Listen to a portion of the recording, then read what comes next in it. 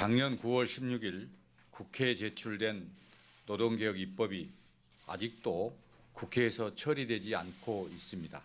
금년 들어 한 치 앞을 내다볼 수 없을 정도로 세계적인 경제 불확실성이 커지고 있는 데다 노동개혁 입법이 지연되면서 많은 기업들이 신규 채용 계획 수립에 더 어려움을 겪고 있습니다. 금년 1월 청년 실업률이 9.5%로 16년 만에 최고치에 이르고 있습니다.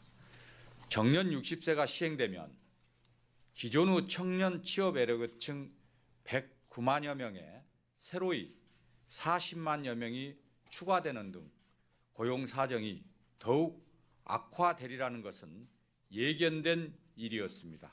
그래서 노사정은 노동개혁 입법과 2대 지침은 작년 말까지 완료하고 금년에는 이를 토대로 현장에서 실천하기로 합의했던 것입니다.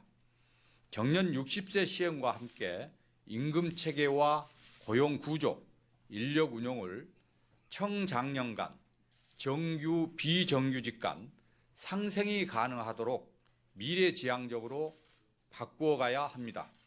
가장 큰 걱정은 입법이 지연되면 그 기간만큼만 청년 고용의 어려움이 연기되는 것이 아니라는 점입니다.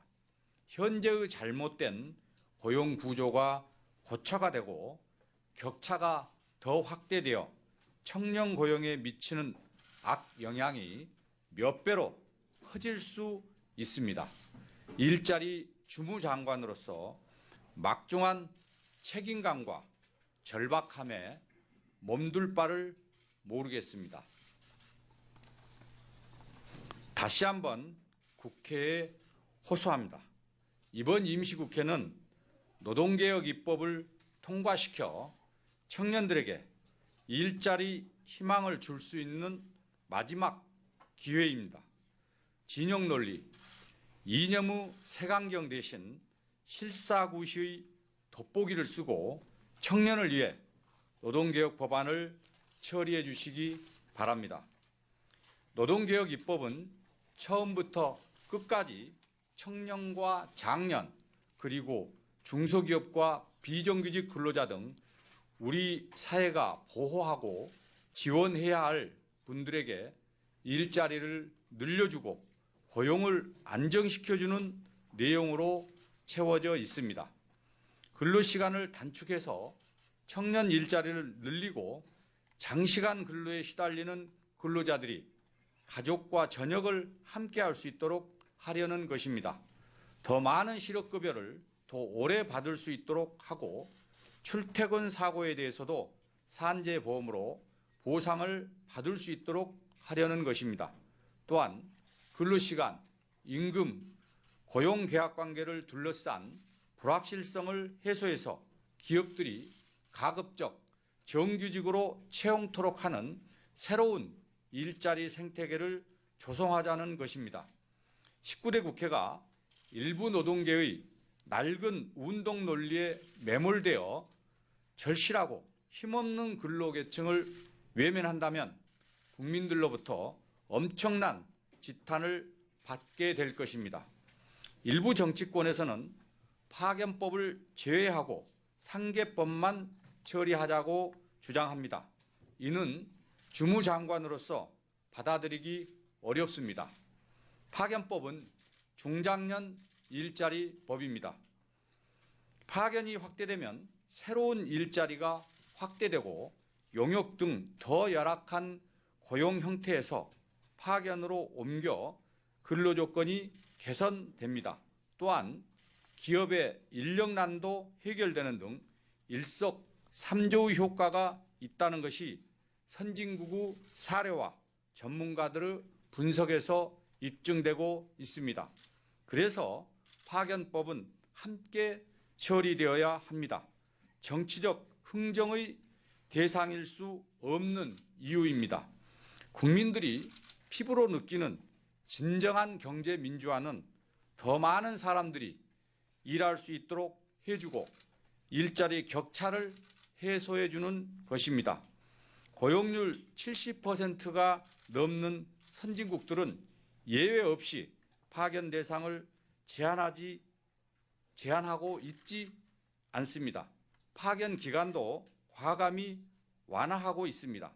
독일은 하르츠 개혁을 통해 파견 규제를 과감히 완화했습니다. 거대 노조의 반대를 무릅쓰고 과감히 개혁했습니다. 그래서 2000년대 전반기 65%대의 고용률이 지금은 73%대로 현저히 상승되었습니다. 특히 그 늘어난 일자리의 상당 부분이 파견 규제 완화 효과 때문이라고 분석되고 있습니다. 일본도 잃어버린 20년 기간 동안 제조 파견을 허용하여 일자리 확대에 크게 기여하였습니다. 앞으로 10년 동안 베이비 부머 680여만 명이 원래의 일자리에서 퇴직하고 새로운 일자리를 찾아야 합니다. 55세 이상 장년들이 원래의 일자리에서 퇴직한 후 다시 정규직으로 채용되기는 정말 쉽지 않습니다. 44.3%가 임시일용직으로, 26.1%가 자영업으로, 29.6%만이 상용직으로 재취업합니다. 이분들에게 비교적 안정된 일자리가 절실합니다. 최근 여론조사기관 설문조사에 의하면 국민의 3분의 2가 파견법 개정에 찬성하고 있고 50대는 69.9%, 60세 이상은 76.5%, 고졸 이하는 74.8%, 199만 원 이하 저소득층은 71.8%가 찬성하고 있습니다. 임금 피크제, 공정인사 지침 등 다른 노동개혁 과제에 대한 찬성률도 비슷한 경향입니다.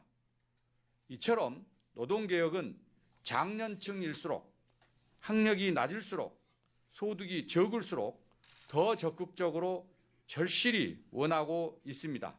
노동개혁이 더 어려운 계층을 위한 것임을 입증해주고 있습니다. 파견직이라도 퇴직금을 받을 수 있는 일자리를 달라는 어려운 분들의 절박한 요구에 가슴이 미어집니다.